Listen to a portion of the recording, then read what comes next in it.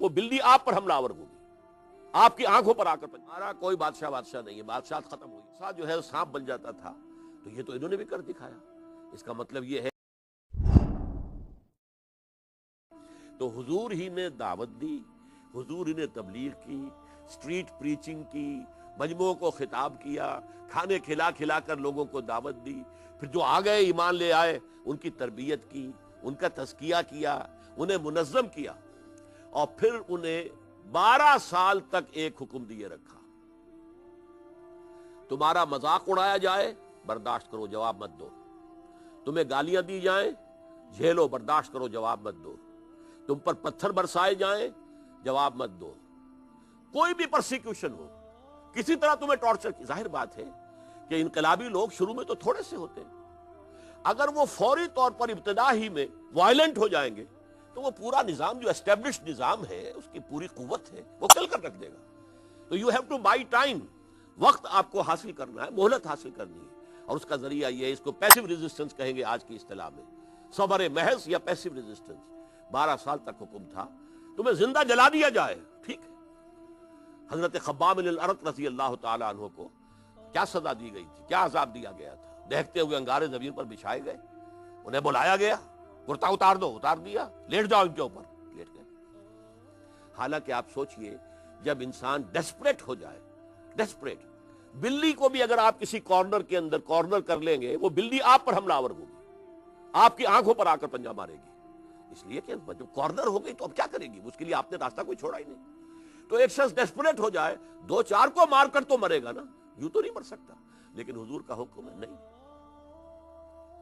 تمہارے ٹکڑے کر دیے جائیں، نہیں۔ حضرت سمیہ اور حضرت یاسر رضی اللہ تعالی عنہما میاں بیوی ہیں، دونوں کو بدترین ٹارچر کے بعد ابو جہل نے شہید کیا ہے، اور حضور خود قریب سے گزرتے تھے، کیونکہ اوپن میں کر رہا تھا وہی کام، اور حضور گزرتے تھے اور کہتے تھے اصبروا یا آل یاسر فإن موعدکم الجنہ، اے یاسر کے گھر والوں صبر کرو، جھیلو، برداشت کرو، تمہارے استقبال کی تیاریاں جنت میں ہو رہی ہیں، تم وہاں جاؤ گے، سیدھے تمہارا جو ہے داخلہ جنت میں ہو جائے گا۔ یہ چوتھا کام تھا حضور کے مکی دور میں، یہ 4 کام پورے ہوئے، دعوت اور تبلیغ، اسلام کا انقلابی فلسفہ، ایمان اور توحید سب سے زیادہ بڑھ کر، اس لیے کہ توحید کا ایک کرولری توحید کی کیا ہے، حاکمیت صرف اللہ کی ہے، اس سے بڑی انقلابی بات کیا ہوگی؟ کوئی انسان بادشاہ نہیں ہو سکتا، پوری نوع انسانی بادشاہ نہیں ہو سکتی، کوئی جمہور بادشاہ نہیں ہو سکتے، قانون سازی کا حق صرف اللہ کو، ان الحکم الا للہ، حکم نہیں ہے سوائے اللہ کے کسی کے لیے، ولا یشرک فی حکمہ احد۔ اسی طرح تمہیں جو بھی کچھ دیا گیا ہے یہاں دنیا میں، وہ تمہارے پاس امانت ہے، ملکیت نہیں ہے، اسے ملکیت نہ سمجھ بیٹھنا، امانت، تم کسٹوڈین ہو، ملکیت کو انسان جس طرح چاہے استعمال کرے، اور اگر امانت ہے تو جس کی امانت ہے اس کے حکم کے مطابق استعمال کرے گا۔ اسی طریقے سے تمام انسان پیدائشی طور پر برابر ہے، کوئی اونچا نہیں، کوئی نیچا نہیں۔ جیسے کہ آپ نے حجت الوداع ہے اپنا واس سرمن، تو اس میں کیا کہا؟ لا فضل لعربی علی عجمی ولا لعجمی علی عربی ولا لاسود علی احمر ولا لاحمر علی اسود الا بالتقوی کلکم بنو آدم وآدم من تراب۔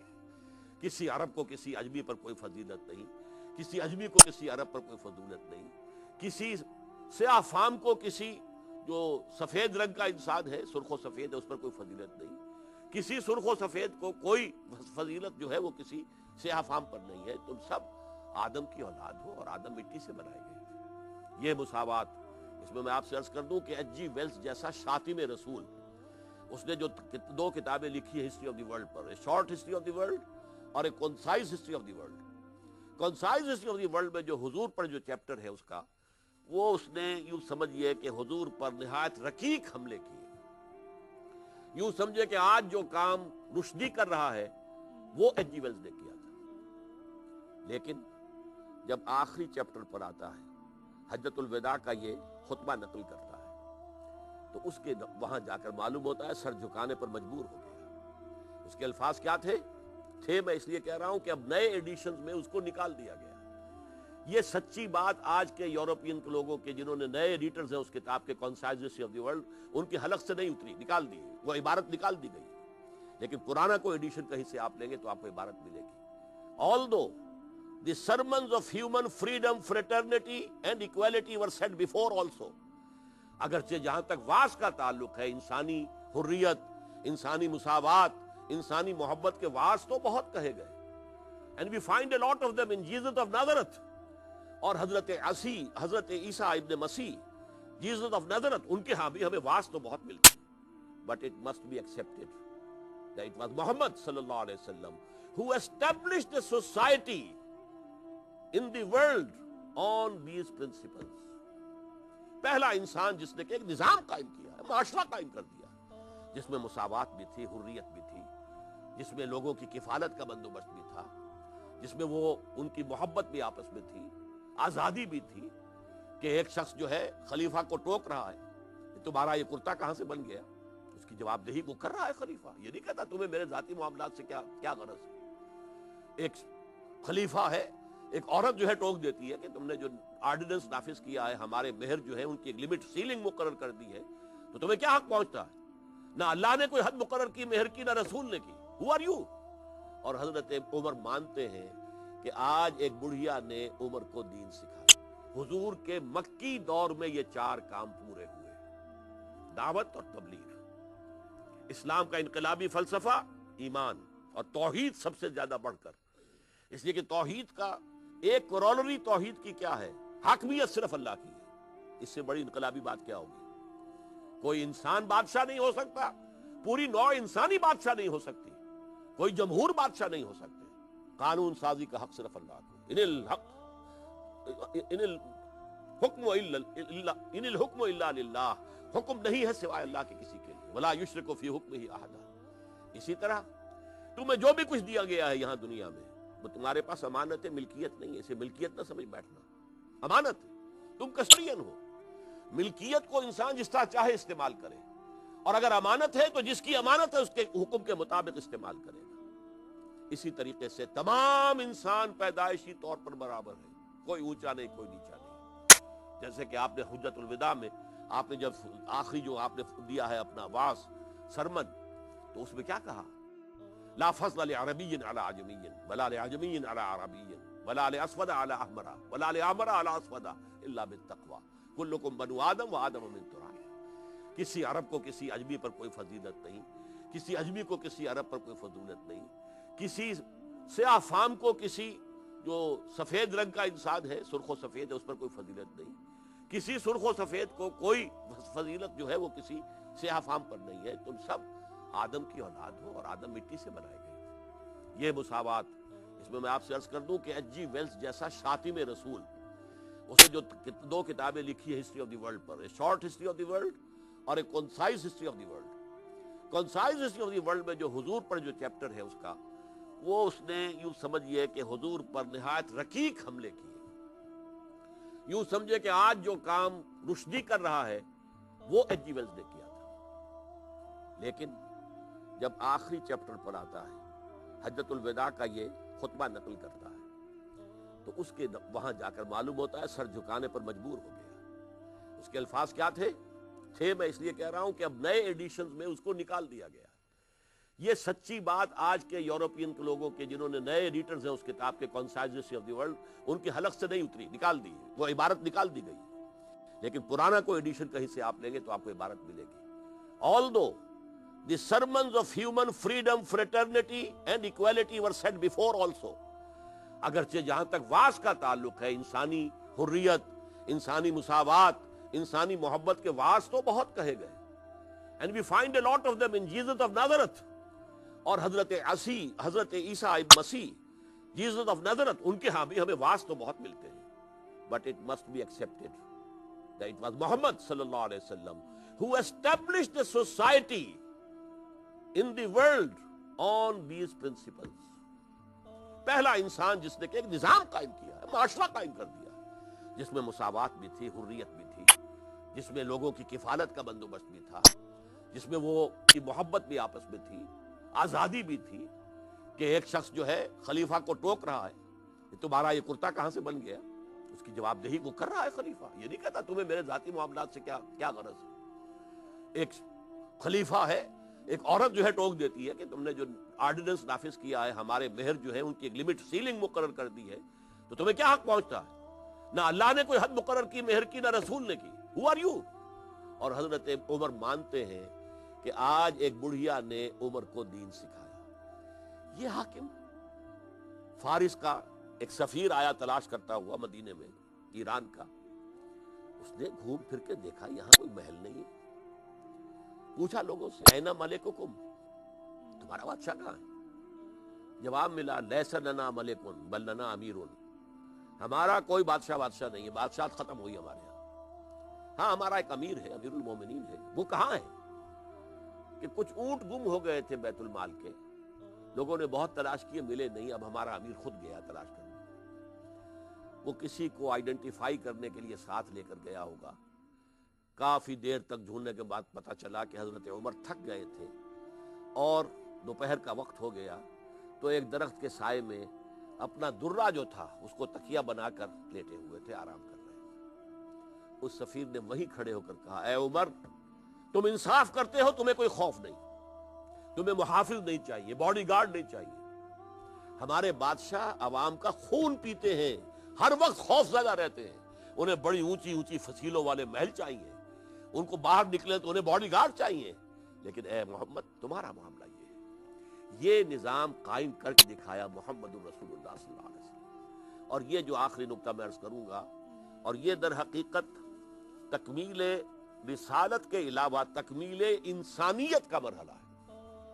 انسانیت کامل ہوئی ہے محمد رسول اللہ. سابقہ انبیاء اور رسول کے معاملے میں ہمیں معجزے بہت نظر آتے ہیں. حضور کی حیات طیبہ میں، سیرت مطہرہ میں معجزوں کا عمل دخل نہ ہونے کے برابر. اب فرض کیجئے کہ بنی اسرائیل کو گرمی لگی تھی، سورج سے بچانے کے لیے وہ بادلوں کا سائبان ان کے ساتھ چلتا رہا. پیاس لگی، پانی نہیں تھا، عصائے موسوی سے بڑا چشمے پھوٹ گئے ایک چٹان سے. کھانے کو کچھ نہیں تھا، من و سلوہ اتار دیا گیا. یہ ہوا کہ نہیں؟ حضرت مسیح کو کیسے کیسے معجزے دیے گئے. لیکن محمد الرسول اللہ صلی اللہ علیہ وسلم کو صرف ایک معجزہ دیا گیا. اگرچہ اور چیزیں بھی ہیں معجزے کی طرح کی، لیکن معجزہ اصل میں اس کو کہتے ہیں کہ جسے کوئی رسول چیلنج کے ساتھ پیش کرتا ہے کہ یہ ہے، آؤ مقابلہ کرو. اگر تم سمجھتے ہو یہ انسانی بات ہے، جیسے کہ حضرت موسیٰ علیہ السلام کے معجزات کے مقابلے کے لیے جادوگر بلا لیے گئے، اور ایک مرتبہ تو جب جادوگروں کی چھڑیاں اور رسیاں بھی سانپ بن گئیں تو حضرت موسیٰ کو بھی خوف طاری ہو گیا. فَأَوْجَسَ فِي نَفْسِهِ خِیفَةً موسیٰ، موسیٰ کو اپنے دل میں خوف محسوس ہوا کہ جو میرا معجزہ تھا کہ میرا عصا جو ہے سانپ بن جاتا تھا، تو یہ تو انہوں نے بھی کر دکھایا. اس کا مطلب یہ ہے کہ فرعون کی بات سچی ہو جائے گی، پورا مجمع جو ہے تالیاں پیٹ دے گا. لیکن اللہ نے فرمایا ان الق ما فی یدک، جو تمہارے ہاتھ میں ہے ذرا پھینکو تو صحیح اس کو، پھر دیکھو. اب جب آپ نے اپنا جو ہے وہ عصا پھینکا ہے تو اس نے سارے سانپ جو وہ بنے ہوئے نظر آ رہے تھے وہ ہڑپ کر گیا. اور آپ کو معلوم ہے جادوگر، دیکھنے والا پورا مجمع تھا وہاں، سارا درباری جو ہے سب لوگ جمع تھے، اور ویسے بھی یوم الزینہ وہاں پر لوگوں کے ٹھٹ کے ٹھٹ لگے ہوئے، اور کسی پر حقیقت منکشف نہیں ہوئی. حقیقت منکشف ہوئی جادوگروں پر. انہیں معلوم ہو گیا یہ جادو نہیں ہے. باقی تو لوگوں نے سمجھا ہوگا کہ یہ چھوٹے جادوگر ہیں، مار کھا گئے، یہ بڑا جادوگر ہے، بس اور کیا. اس کا سانپ بڑا تکڑا نکلا، وہ سارے سانپوں کو ہڑپ کر گیا. لیکن جادوگروں کو معلوم تھا، اسے لمٹس معلوم تھی جادو کی، کہاں تک جادو جا سکتا ہے. فَأُلْقِيَ السَّحَرَةُ سَاجِدِينَ، وہ بے ساختہ جو ہے سجدے میں گر گئے. محمد الرسول اللہ کو ایسا کوئی معجزہ نہیں دیا گیا. آپ کا اصل معجزہ قرآن حکیم، جس پہ جو ہے چیلنج کیا گیا. ان کنتم فی ریب مما نزلنا علی عبدنا فاتوا بسورۃ من مثلہ وادعوا شہداءکم من دون اللہ ان کنتم صادقین فإن لم تفعلوا ولن تفعلوا فاتقوا النار التي وقودها الناس والحجارہ اعدت للکافرین. اگر اے قریش تمہیں واقعی کوئی یقین ہے، کوئی شک ہے کہ یہ جو کچھ محمد پیش کر رہے ہیں یہ ہمارا کلام نہیں ہے بلکہ انہوں نے خود گھڑ لیا ہے، تو تم مقابلہ کرو، ایک سورت جیسی سورت بنا کر لے آؤ اور بلا لو انسانوں اور جنوں میں سے جو بھی تمہارے مددگار ہوں. ان کا یہ عقیدہ تھا کہ بڑے بڑے خطیب جو ہیں ان کے پاس جن ہوتے ہیں، انہیں وہ خطابت وہ سکھاتے ہیں. بڑے بڑے شعراء جو ہیں ان کے پاس بھی جن ہوتے ہیں، وہ انہیں شعر سکھاتے ہیں. اچھا تم سارے جنات کو بلا لو، سارے انسانوں کو بلا لو، اور قرآن کی ایک سورت جیسی سورت بھی بنا کر لے آؤ اگر تم سچے ہو۔ اور چیلنج کا انداز دیکھیے، فَإِن لَمْ تَفْعَلُوا وَلَن تَفْعَلُوا، اور اگر تم یہ نہ کر سکو اور تم نہیں کر سکو گے، فَاتَّقُوا النَّارَ الَّتِي وَقُودُهَا النَّاسُ وَالْحِجَارَةُ، تو ڈرو اس آگ سے کہ جس کا ایندھن بنیں گے انسان بھی اور پتھر بھی۔ تو چیلنج کے ساتھ جو دیا گیا ہے معجزہ وہ قرآن حکیم ہے۔ باقی ساری جد و جہد حضور کی ہیومن لیول پر ہوئی ہے، زمین پر قدم بقدم چل کر، ساری مشقتیں جھیل کر، ساری تکالیف برداشت کر کے، کتنے اپنے جانثاروں کی جانوں کا ہدیہ پیش کیا۔ ان میں حضرت حمزہ بھی ہیں، اسد اللہ و اسد الرسول، 250 سے زیادہ صحابہ کرام نے جانیں دی ہیں، تب وہ اللہ کا دین غالب ہوا۔ جاء الحق وزهق الباطل ان الباطل کان زہوقا۔ ہر مرحلے پر انسانی تدبیر، انسانی سوچ، اور اس میں جیسا کہ میں عرض کر رہا تھا 4 کام تو مکی دور میں ہو گئے تھے۔ دعوت و تبلیغ حق ادا ہو گیا، جو آئے انہیں منظم کر لیا گیا اور ان کی تربیت کی گئی، تزکیہ کیا گیا، ان کے دلوں میں سے نکال دیا گیا غیر اللہ، اللہ کے سوا کسی کی جگہ ہے ہی نہیں، لا مطلوب الا اللہ، لا مقصود الا اللہ، اب ہمارا مطلوب و مقصود سوائے اللہ کے اور کوئی نہیں۔ اور پھر چوتھی چیز، صبر کرو، کوئی مقابلہ نہ کرو، کوئی جواب نہ دو، ٹیک آل پرسیکیوشن وداؤٹ اینی ریٹیلیشن، تمہیں مار دے ٹھیک ہے، تمہارا کیا بگڑ جائے گا، جنت پہ پہنچ جاؤ گے۔ اب آخرت کا عقیدہ جب ہے تو انسان کے لیے موت جو ہے وہ تو کوئی بڑی بھاری شے ہے ہی نہیں۔ اگر اللہ کے لیے جان دے رہا ہے تو اسے کس بات کی فکر ہے، وہ تو سیدھے جائیں گے۔ وَلَا تَقُولُوا لِمَن يُقْتَلُ فِي سَبِيلِ اللَّهِ أَمْوَاتٌ بَلْ أَحْيَاءٌ وَلَٰكِن لَّا تَشْعُرُونَ، ان پر تو موت آتی ہی نہیں فوری طور پر، وہ یوم حساب تک منتظر نہیں رہتے، سیدھے جنت میں جاتے ہیں۔ یہ معاملہ ہے تو مرنے سے کون ڈرے گا؟ وہاں منحصر مرنے پہ ہو جس کی امید، نا امیدی اس کی دیکھا چاہیے۔ لیکن اس کے بعد، ہجرت کے بعد، پھر مرحلہ آیا ہے جہاد اور قتال کا، کیونکہ ظاہر بات ہے نظام بغیر اس کے ختم نہیں کیا جا سکتا، جانیں دینی پڑیں گی اور مقابل کے لوگوں کی جو ہے ان کے ساتھ جنگ کرنی پڑے گی۔ یہ قتال کا مرحلہ ہوا ہے ہجرت کے بعد، جس کے لیے میں نے پھر آیتیں آپ کو آج سنائی۔ ایک تو یہ کہ جہاد جو ہے وہ تو 15 برس سے ہو رہا ہے، مکے میں ہو رہا ہے، دعوت، تبلیغ، اس کے لیے جد و جہد، تربیت، تزکیہ، تنظیم، اور پھر مصائب کو جھیلنا اور جوابی کارروائی نہ کرنا، یہ جہاد، یہ تو 12 برس سے مکے میں بھی ہوا۔ لیکن اس کے بعد پھر قتال کا مرحلہ شروع ہوا۔ اب نقد جان ہاتھ پر رکھو اور میدان میں آ جاؤ، تمہیں جانیں دینی ہوگی۔ یہ مرحلہ ہے جس کے لیے میں نے آیت آپ کو سنائی سورہ صف کے اندر، ان اللہ یحب الذین یقاتلون فی سبیلہ صفا کانہم بنیان مرصوص۔ اللہ تعالیٰ کو تو محبت ہے اپنے ان بندوں سے جو اس کی راہ میں جنگ کرتے ہیں صفیں باندھ کر، گویا کہ سیسا پلائی ہوئی دیوار۔ یہ محبوبیت خداوندی کا مقام ہے، یہ جہاد کی بلند ترین اور آخری منزل ہے۔ جہاد باللسان بھی ہو رہا تھا، جہاد بالقلب بھی ہو رہا تھا، یہ سب جو جہاد ہو رہے تھے مکے کے اندر، لیکن جہاد بالسیف آ کر مدینے میں شروع ہوا۔ اور اس ضمن میں پھر میں نے آپ کو سورہ انفال کی آیت سنائی۔ اب جب یہ قتال کا مرحلہ شروع ہو گیا تو اے مسلمانوں، یہ مرحلہ جاری رہے گا جب تک کہ اللہ کا دین قائم اور غالب نہ ہو جائے۔ وَقَاتِلُوهُمْ، سورہ انفال میں آیا، قَاتِلُوهُمْ حَتَّى لَا تَكُونَ فِتْنَةٌ وَيَكُونَ الدِّينُ كُلُّهُ لِلَّهِ۔ اب ان مشرکوں سے جنگ کرو یہاں تک کہ فتنہ ختم ہو جائے، اللہ کی بغاوت فروغ ہو جائے، اللہ کے باغی جو ہے کیفر کردار کو پہنچ جائیں، اور دین پورا کا پورا اللہ کے لیے ہو جائے، نظام زندگی پورا اللہ کے تابع ہو جائے، اللہ کی حکومت قائم ہو جائے۔ اور یہ نظام جب تک کہ ختم نہیں ہوتا اور دین حق کا نظام جب تک قائم نہیں ہو جاتا بالفعل، تمہاری یہ جد و جہد، جہاد اور قتال جاری رہے گی۔ یہ ہے آخری مرحلہ جسے میں نے کہا ہے کہ یہ انسانیت کی معراج ہے۔ اگر معجزوں کے ذریعے کوئی کام ہو تو ظاہر بات ہے اس میں وہ شخص جو ہے اس کی تو کوئی بڑا کمال نہیں ہے، وہ تو اللہ کی قدرت ہے، معجزہ اللہ کی قدرت سے آتا ہے۔ انسانی سطح پر کام کر کے دکھایا محمد رسول اللہ نے، اور اتنا عظیم انقلاب برپا کیا جس کی میں گواہیاں آپ کو دے سکا ہوں۔ میں نے ایم این رائے کی گواہی آپ کو دے دی، وہ مشرق سے تھا، انڈیا کا۔ میں نے ڈاکٹر مائیکل ہارٹ کی گواہی آپ کے سامنے پیش کر دی، جو واشنگٹن جو نیو یارک میں رہتا ہے، اب بھی زندہ ہے. اور پھر اس کے درمیان میں جو آپ کو معلوم ہے کہ انگلستان میں ایچ جی ویلز نامی ایک شخص گزرا ہے، اس کی گواہی بھی دے دی.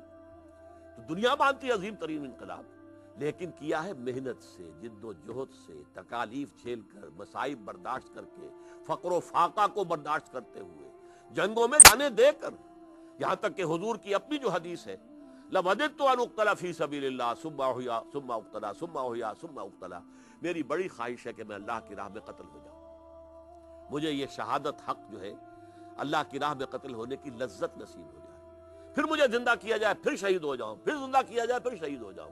وہ تو اللہ تعالیٰ کی سنت کے خلاف ہے. رسول مغلوب نہیں ہو سکتے، رسول قتل نہیں ہو سکتے، یہ میں اس سے پہلے بیان کر چکا ہوں. لہذا اللہ تعالیٰ نے حضور کی اس خواہش کو پورا نہیں کیا، ورنہ اس کے لیے صحابہ کرام نے جس طرح جانیں دی ہیں، جس طریقے سے کہ غزوہ احزاب کے اندر جب پیٹوں پر پتھر باندھے ہوئے تھے، بھوک کے مارے جو ہے وہ جسم دوہرا ہو رہا تھا، اس وقت جو ہے وہ لوگ جو ہے اور وہ پھاوڑے چلا کر خندق جو ہے کھود رہے تھے صحابہ کرام، تو ان کی زبان پر ایک شعر تھا، آواز میں آواز ملا کر وہ پڑھ رہے تھے، نحن الذین بایعوا محمدا علی الجہاد ما بقینا ابدا، ہم وہ لوگ ہیں جنہوں نے محمد سے بیعت کی ہے، لہذا جہاد کی بیعت کی ہے، اب جب تک جان میں جان ہے، بھوک ہے، فاقہ ہے، جان میں جان ہے، اس وقت تک جہاد جاری رہے گا. ہاں جب جان نکل جائے جسم سے تو ظاہر بات ہے کہ اس کے بعد وہ جہاد ہمارا ختم ہو جائے گا. یہ ہے سیرت النبی کا اصل سبق. حضور پر نبوت و رسالت صرف ختم نہیں ہوئی، کامل ہوئی. ختم نبوت کے مظاہر، ہدایت آپ پر کامل ہو گئی قرآن کی شکل میں، نظام زندگی دلانہ کامل کر دیا گیا، الیوم اکملت لکم دینکم واتممت علیکم نعمتی، دین حق کی شکل میں. پھر رسالت نمبر ایک یہ کہ دین حق کو عملاً قائم کر کے دکھا دیا، ورنہ یہ کہ لوگ کہہ سکتے تھے کہ ٹھیک ہے باتیں تو بڑی اچھی ہیں، انہونی ہے، امپریکٹیکیبل ہے، ہو نہیں سکتا، کر کے دکھایا، دنیا مانتی ہے. اور پھر یہ ہے کہ آپ کا آخری جو مظہر ہے تکمیل رسالت کا، کہ آپ کی رسالت پوری نوع انسانی کے لیے، وہ صرف عرب کے لیے نہیں تھی، وہ نہ ایک ملک کے لیے تھی، نہ ایک قوم کے لیے تھی، نہ ایک نسل کے لیے تھی، پورے عالم انسانیت کے لیے. لیکن یہ ظاہر بات ہے کہ پھر اس کے تقاضے کیا ہیں، یہ اپنی جگہ ایک مستقل مضمون ہے. اللہ نے چاہا تو پھر اسے اگلی نشست میں ہم اس پر ڈسکس کریں گے. بارک اللہ لی ولکم فی القرآن العظیم ونفعنی وإیاکم بالآیات والذکر الحکیم.